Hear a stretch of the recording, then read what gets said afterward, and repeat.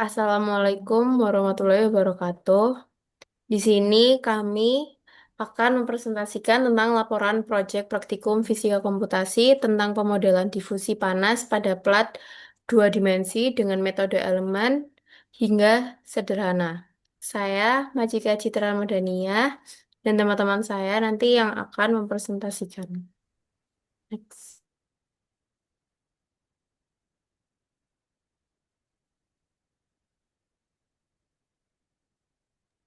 Baik, yang pertama ada pendahuluan di latar belakang.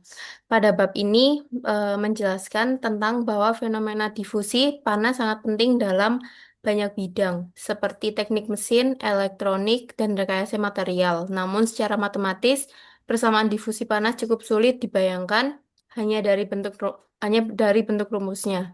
Oleh karena itu, diperlukan simulasi numerik dan visualisasi yang dapat memperlihatkan bagaimana panas menyebar dari waktu ke waktu secara interaktif.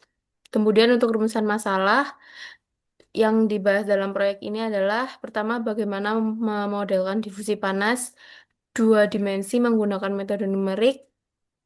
Yang kedua, bagaimana pengaruh variasi kondisi batas terhadap pola sebaran panas. Yang ketiga, bagaimana membuat visualisasi yang intuitif agar proses difusi lebih mudah dipahami. Kemudian untuk tujuan membangun simulasi difusi panas dua dimensi berbasis Python.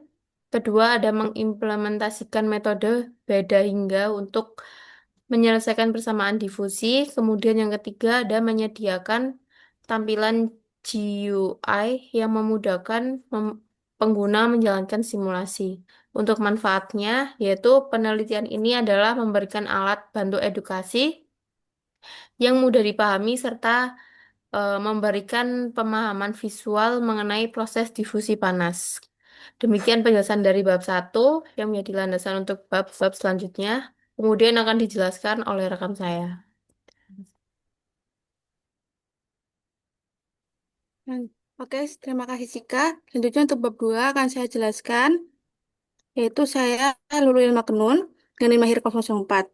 Untuk bab 2 sendiri, kita akan memahami tentang dasar teorinya. Yang pertama untuk 2.1 tentang konsep difusi panas. Difusi panas adalah proses penyebaran energi termal dari daerah bersuhu tinggi menuju daerah bersuhu rendah. Dasar fisik yang digunakan adalah hukum Fourier, yang menyatakan bahwa laju aliran panas sebanding dengan gradien suhunya. Nah, untuk karakteristik difusi sendiri, fenomena difusi memiliki beberapa karakteristik. Yang pertama yaitu menyebar secara bertahap mengikuti perbedaan gradien. Yang kedua, semakin homogen suatu medium, semakin halus penyebaran panasnya. Dan yang ketiga, pola difusi dipengaruhi kondisi batas dan sumber panas. Untuk relevansi dalam simulasi, pada simulasi komputer, konsep ini diterjemahkan ke dalam bentuk matematika dan akhirnya diimplementasikan dalam grid numerik. Bagian teori ini menjadi dasar untuk memahami persamaan matematis yang akan dijelaskan pada bagian bab berikutnya.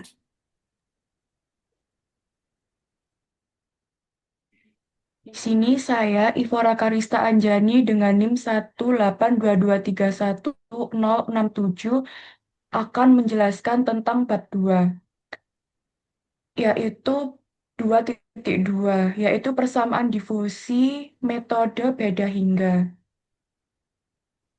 Persamaan difusi panas dua dimensi dituliskan dengan persamaan do U per do T sama dengan alpha dalam kurung do pangkat 2 U per do X pangkat 2 ditambah do pangkat 2 U per do Y pangkat 2. Di sini U adalah suhu dan alpha adalah difusivitas. Lalu metode beda hingga. Kami menggunakan metode finite difference, yaitu teknik untuk mendiskritisasi turunan menjadi selisih antar grid. Contohnya turunan kedua didekati dengan persamaan, yaitu UI plus 1 dikurangi 2 UI plus UI min 1 per DX kuadrat. Ini membuat komputer bisa menghitung perubahan suhu di setiap titik grid. Lalu skema FTCS.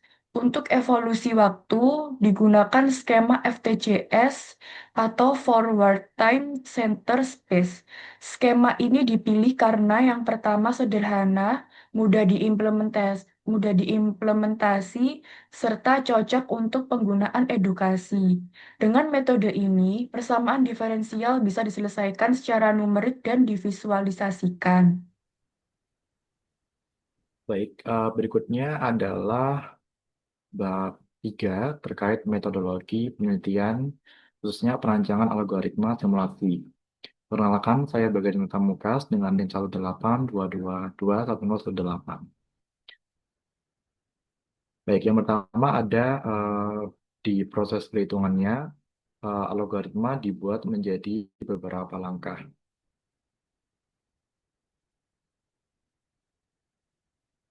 Yang pertama adalah menginisialisasi grid suhu, kemudian menambahkan sumber panas,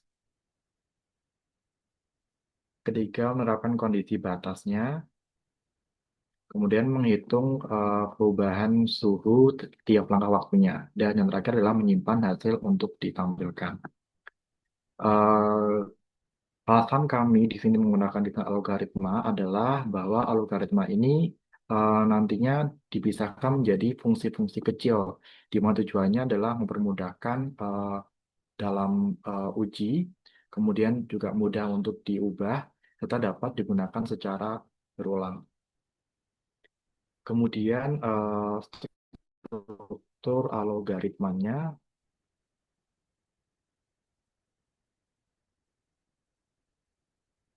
ada yang pertama adalah solver. Solver ini untuk menghitung difusi panasnya.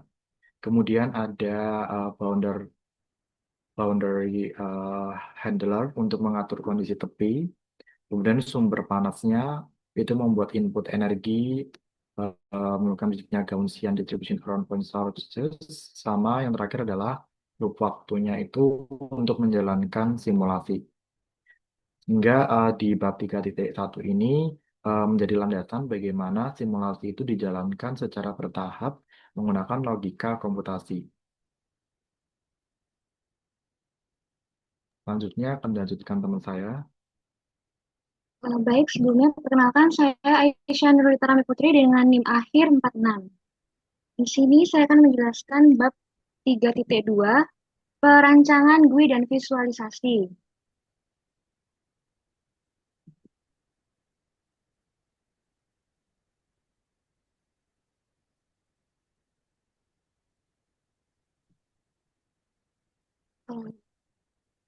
GUI dibuat agar penggunaan dapat menjalankan simulasi tanpa harus menulis kode. Penggunaan cukup mengatur parameter seperti ukuran grid, sumber panas, dan kondisi batas langsung dari tombol input. Kemudian untuk komponen GUI ini terdiri dari panel input parameter dan tombol menjalankan simulasi kanva visualisasi dan area grafik headmap. Visualisasi headmap menggunakan Matplotlib dan Pictomesh karena lebih cepat dan mendukung grid 2D dan warna intuitif untuk menunjukkan suhu tinggi dan rendah. Kemudian untuk integrasi solver dan GUI, solver yang digunakan di bab sebelumnya dihubungkan ke GUI sehingga setiap perubahan input langsung menghasilkan visualisasi baru. Dengan GUI ini, proses simulasi menjadi interaktif, informatif, dan mudah dipahami untuk praktikum atau pembelajaran berikutnya. Baik, berikutnya yaitu bab 4 akan dijelaskan oleh rekan saya.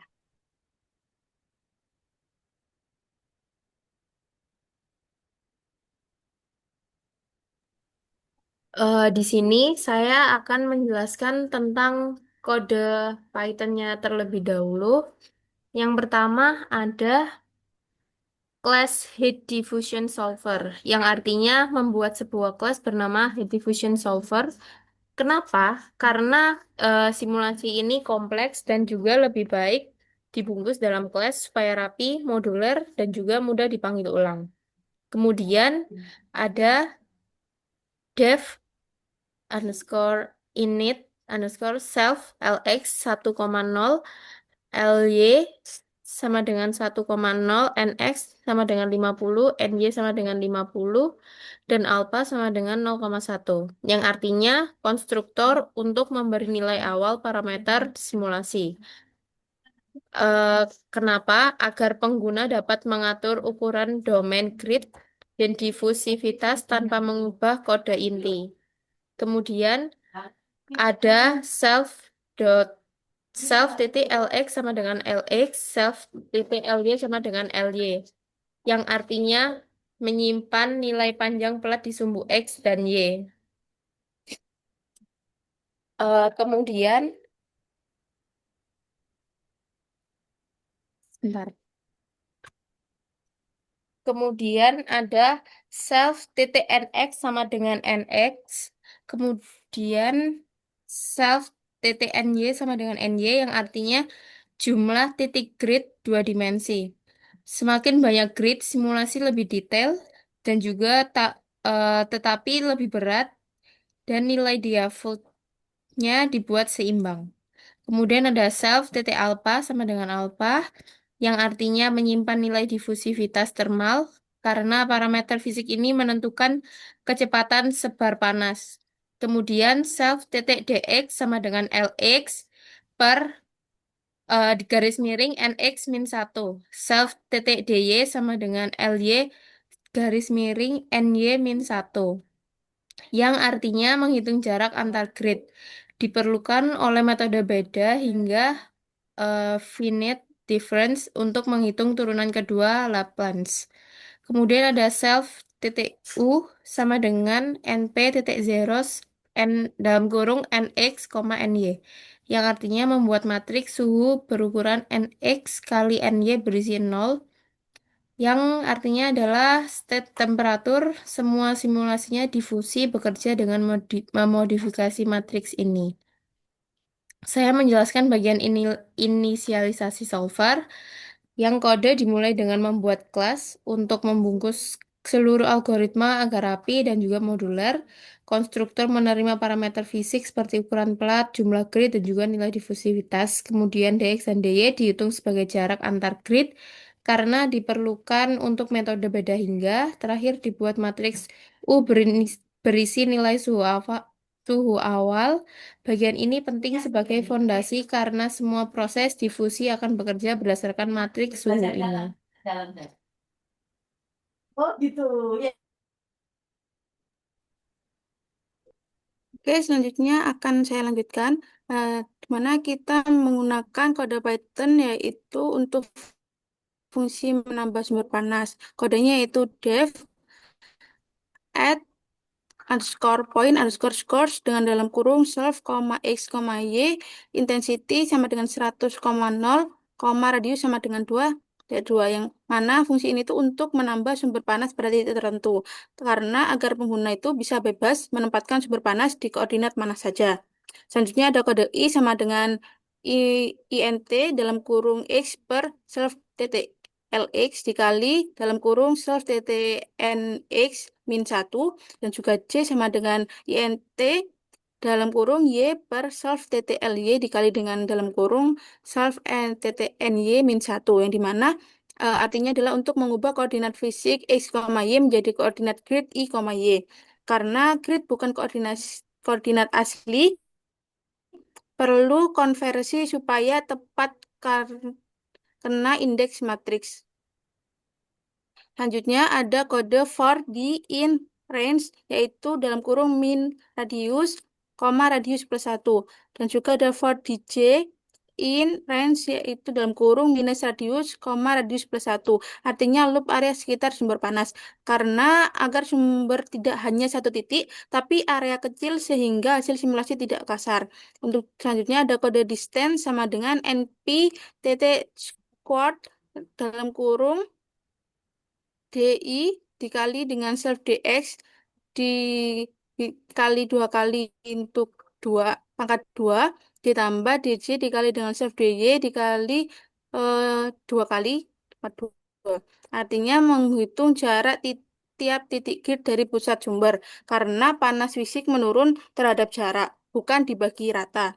Selanjutnya ada kode Gaussian sama dengan intensity bintang dari NP dikali eksponensial untuk minus distance 2 kali pangkat 2 per 0,1 dikali 2 kali. Artinya menggunakan distribusi Gaussian atau lonceng untuk intensitas panas. Kenapa? Karena Gaussian itu realistis untuk sumber panas fisik, halus, tidak membuat simulasinya instabil, dan juga memberi pola bulat seperti heater atau laser.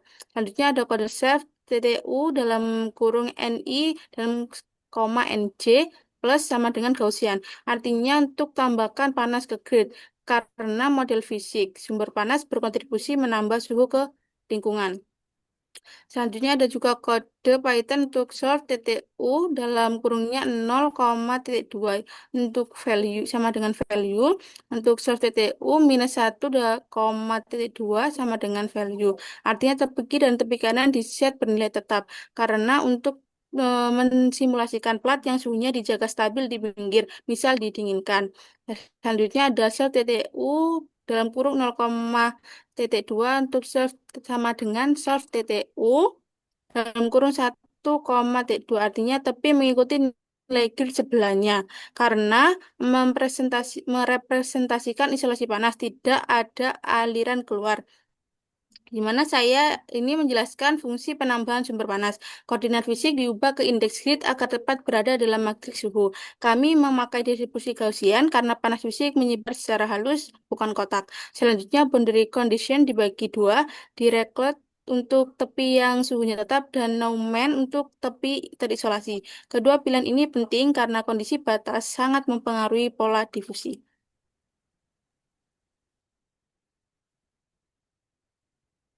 Baik, saya akan menjelaskan mengenai kode rumus FTCS atau explicit underscore step, yang mana kodenya yaitu Laplacian underscore X sama dengan dalam kurung self titik U kurung kurawa I plus 1, C minus 2 bintang self titik U kurung kurawa I, C plus self titik U dalam kurung kurawa I minus C, C.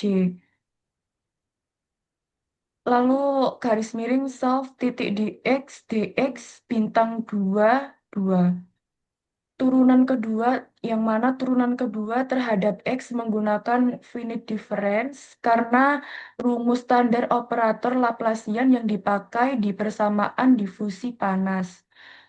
Lalu Laplacian underscore Y sama dengan dalam kurung self titik U kurung kurawa I, C plus 1 minus 2 bintang self titik U kurung kurawa 1, C ditambah self titik U kurung kurawa 1, C minus 1.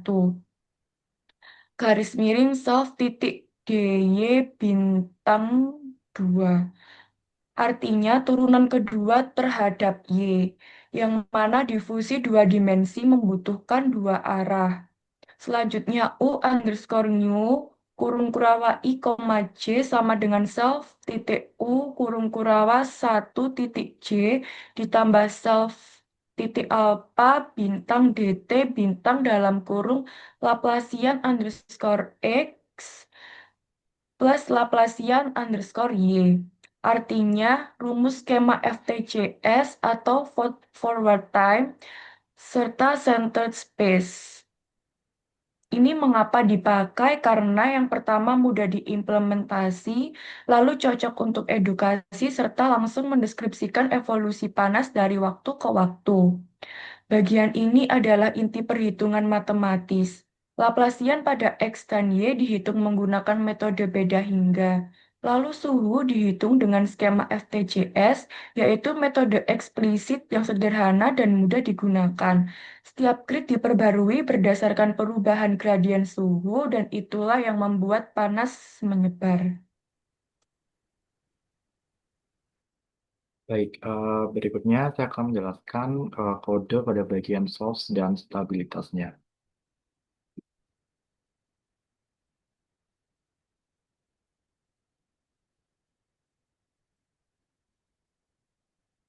Baik, di sini ada tertera bahwa dt underscore max sama dengan 1/4 kali min dalam kurung self dot dx bintang 2 2, self dot dy bintang 2 dibagi self dot alpha. Di sini untuk menghitung batas stabilitas metode eksplisit, di mana jika dt-nya terlalu besar, maka simulasi blow up atau angka meledak tak terbatas. Dan ini merupakan aturan dari TFL. Kemudian pada kode yang kedua itu adalah result dot append dalam kurung self dot u dot copy dalam kurung tutup, di mana ini akan menyimpan hasil dalam setiap langkah untuk animasi dan tampilan GUI-nya. Kemudian metode explicit ini di mana membutuhkan batas waktu tertentu agar stabil, karena itu DT dihitung dari aturan current. Jika DT-nya terlalu besar, maka simulasinya tidak valid. Tiap langkah waktunya akan disimpan untuk keperluan visualisasinya. Dengan cara ini, kita akan bisa melihat bagaimana evaluasi panas secara real time.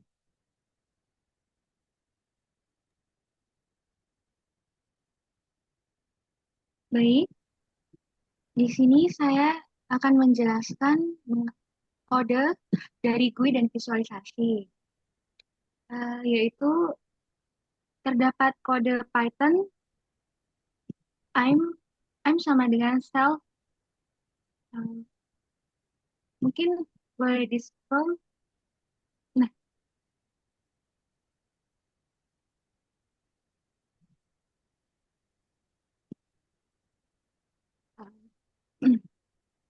baik, saya akan menjelaskan lagi.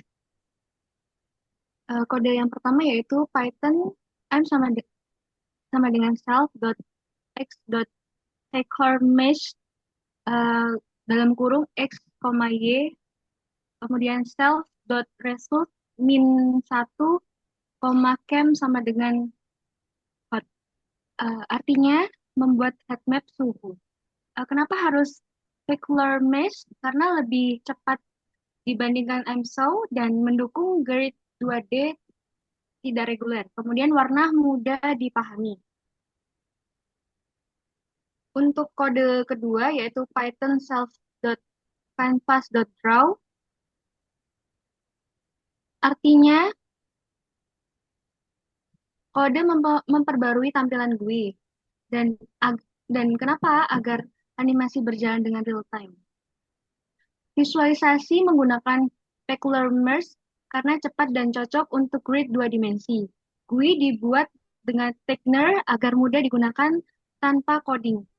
Setiap perubahan grid diperbarui secara real time sehingga penggunaan data melihat penyebaran panas secara visual. Baik, berikutnya akan dilanjutkan oleh teman saya untuk bab 4-nya.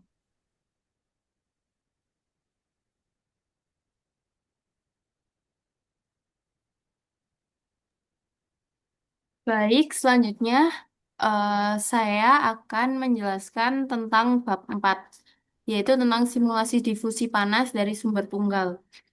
Yang pertama 4.1.1, yaitu pada simulasi ini kita menggunakan satu titik sumber panas di plat 2 dimensi. Karena material bersifat homogen dan isotropik, penyebaran panasnya juga membentuk pola simetris atau radiasi. Kemudian pada waktu T sama dengan 0, panas masih terkonsentrasi di titik sumber. Pada T sama dengan 1, panas mulai menyebar membentuk kontur melingkar. Pada T sama dengan 5, suhu semakin merata dan gradien suhu semakin halus. Ini sesuai teori difusi, yaitu panas mengalir dari suhu tinggi ke rendah. Untuk 4.1.2, yaitu pengaruh kondisi batas. Kami membandingkan dua kondisi batas, Dirichlet dan Neumann. Pada Dirichlet, tepi pelat diset tetap pada 0 derajat Celcius, sehingga tepi pelat menyerap panas, akibatnya suhu keseluruhan lebih rendah. Sementara pada Neumann, pelat terisolasi sehingga panas tidak keluar, ini membuat distribusi suhu lebih tinggi dan merata. Jadi, simulasi 4.1 ini memperlihatkan pola difusi radiasi dan juga pengaruh besar dari kondisi batas pada penyebaran panas.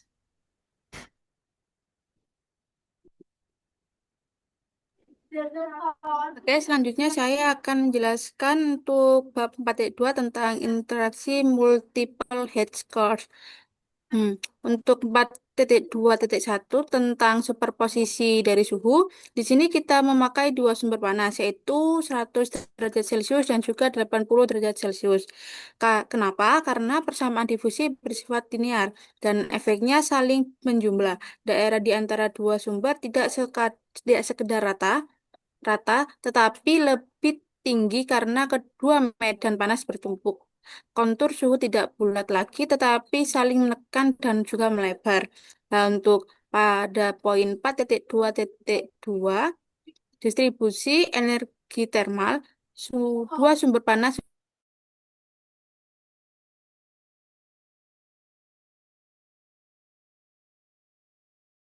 kompetisi energi dan terlihat wilayah transisi seperti batas pengaruh antara kedua sumber. Penyebaran panas menjadi tidak simetris karena intensitas kedua sumber berbeda. Jadi, interaksi dua sumber panas menghasilkan pola yang jauh lebih kompleks dibanding satu sumber, sesuai dengan prinsip superposisi.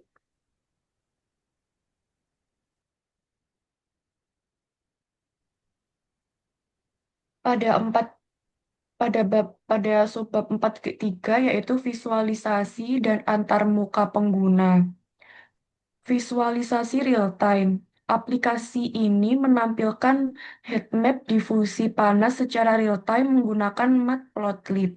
Perubahan suhu setiap langkah waktu divisualisasikan sehingga proses difusi dapat diamati langsung dari T sama dengan 0 hingga selesai. Skala warna membantu menunjukkan daerah panas tinggi dan rendah. Lalu interaktivitas GUI. Melalui GUI, pengguna dapat mengatur ukuran plat, grid, kondisi batas, serta hingga sumber panas. Pengguna bisa menjalankan simulasi, menampilkan animasi, serta melihat kondisi awal dan akhir secara mudah. Fitur-fitur ini membuat aplikasi cocok sebagai alat edukasi. Dengan visualisasi real-time dan GUI interaktif, aplikasi ini sangat efektif untuk memahami dinamika difusi panas. Baik, berikutnya adalah bab 4.4 diskusi hasil dan implikasinya. Untuk 4.41 yaitu konsistensi dengan teori fisikanya. Hasil simulasi konsisten dengan teori difusi panas, di mana pola radial, penyebaran yang makin merata, dan superposisi pada multisumber semuanya sesuai dengan teori.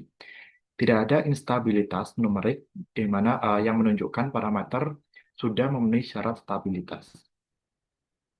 Kemudian pada 4.42 itu merupakan kontribusi sebagai tools edukasionalnya. Aplikasi ini sangat efektif untuk pembelajaran karena mengubah konsep matematis menjadi visual. Pengguna juga bisa mencoba berbagai kondisi tanpa harus menulis kodenya. Ini membuatnya ideal sebagai media belajar fisika komputasi. Kemudian 4.43 keterbatasan dan area improvement-nya. Beberapa keterbatasannya adalah terletak di skema eksplisitnya yang boros terhadap waktu, di mana domain yang hanya persegi dan material yang homogen. Sehingga ke depannya ini bisa ditingkatkan dengan skema implisit, geometri kompleks, dan material variatif.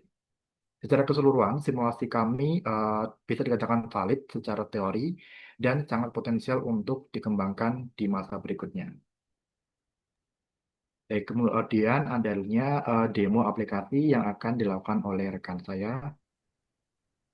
Baik, sebelum menuju ke bab 5 dan bab 6, saya terlebih dahulu akan mendemonstrasikan hasil dari eksperimen kami.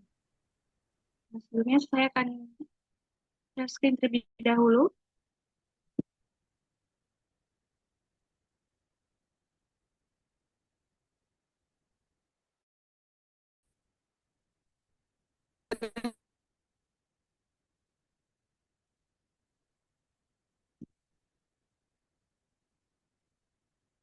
Baik, di sini ada beberapa coding yang sudah dijelaskan oleh rekan-rekan saya tadi. Ada dan backup.p dan solver.p. Dan yang terakhir yaitu visualisasi ZP. Di sini saya akan mendemonstrasikan dengan memerintahkan aplikasinya. Di sini saya akan menjalankan aplikasi dengan perintah berikut.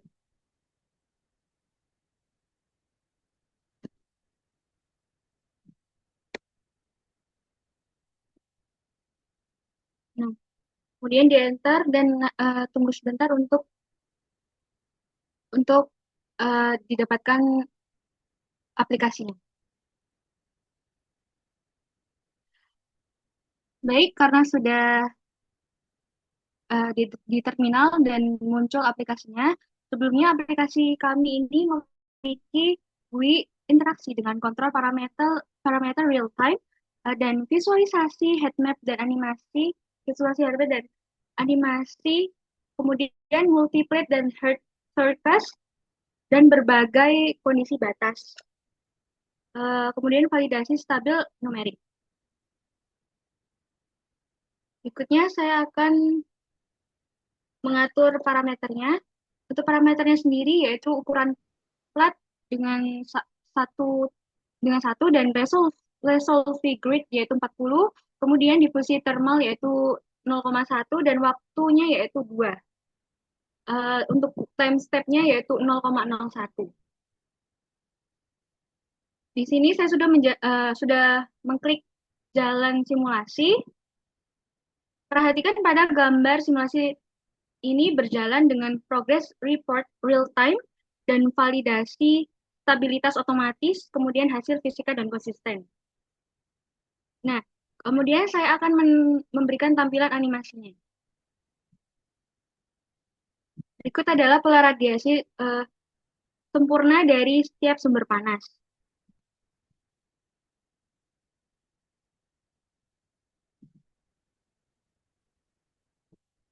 Dari tampilan animasi tadi dapat dibuktikan bahwa implementasi finite difference itu sudah benar dan tidak ada numeric instability dan hasil konsisten dengan teori fisika. Berikut adalah plot hasil dari simulasi tersebut. Nah, berikut adalah kondisi awal dan ini adalah kondisi akhir. Untuk menunjukkan fleksibilitasnya, saya akan menggantikan kondisi batas dari Dirac atau suhu tetap ke Neumann flux 0.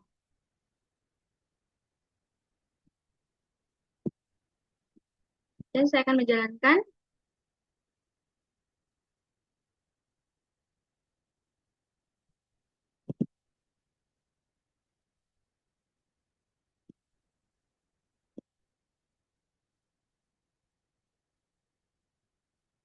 Nah, dari Dirac ini suhu mendekati 0, yang awalnya adalah 0,08 dan dengan akhir 0,00, suhu ini mendekati 0 dari batas. Kemudian ketika saya pencet Naum atau flux 0, suhu tetap tinggi di 1,50 dan isolasi thermal. Kondisi ini disebut dengan teori kondisi batas atau PDA. Kesimpulan dari demo sebagai penutup aplikasi ini telah berhasil. Aplikasi ini telah berhasil mengimplementasikan metode numerik dengan benar dan menghasilkan visualisasi yang edukatif dan memberikan tools untuk eksplorisasi parameter, kemudian membuktikan stabilitas numerik hingga waktu panjang. Baik, mungkin demikian untuk demonstrasinya. Kita akan lanjut ke bab 5 dan bab 6. Mungkin boleh minta tolong Mas Bagas untuk share screen.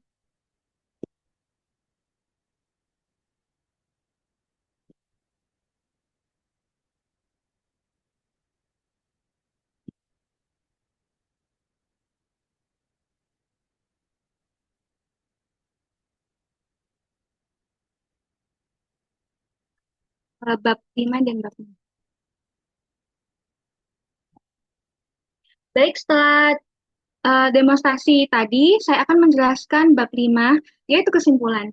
Dari bab 5.1 berdasarkan penelitian yang telah kami lakukan didapatkan kesimpulan yaitu satu, simulasi difusi panas 2D berhasil dikembangkan dengan menggunakan metode beda hingga explicit dengan atar muka grafik Python.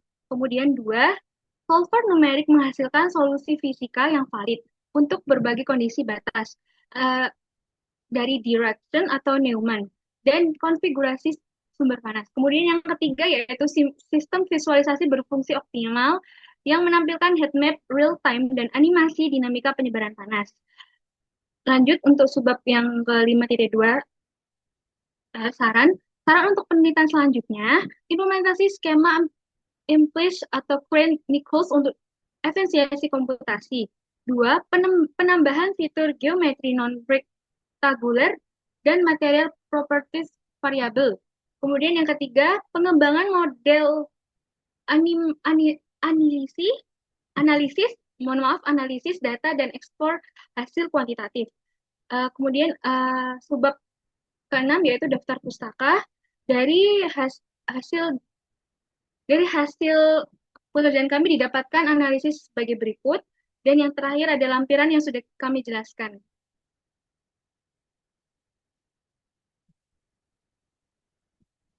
Mungkin dari presentasi kami cukup sekian, karena kami sudah menjelaskan berbagai sebabnya. Baik, saya akan tutup dengan Assalamualaikum warahmatullahi wabarakatuh. Waalaikumsalam warahmatullahi wabarakatuh.